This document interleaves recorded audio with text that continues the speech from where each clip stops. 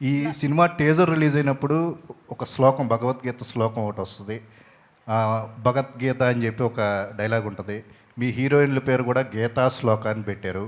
ఏంటండి భగవద్గీతని మనం ఇందులో ఫాలో అవుతా ఏమన్నా ఉంటుందా? ఆ రిజంబ్లెన్స్ ఏమన్నా ఉంటుందా? అంటే ఏమంటారు, మనిషి తన పేరు లీలా, గీత కాదు. గీత మన యాంకర్, బట్ ఈవిడ పేరు మటుకు శ్లోక.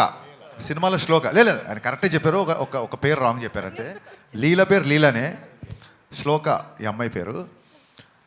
బేసిక్గా భగవద్గీత గురించి చెప్పడానికి ఏదన్నా ఒక దాని ఏమంటారు, ఒక మంచి విషయాన్ని చెప్పడానికి ఒక మంచి సందర్భం దొరకాలని ఎప్పుడు అనుకుంటాం.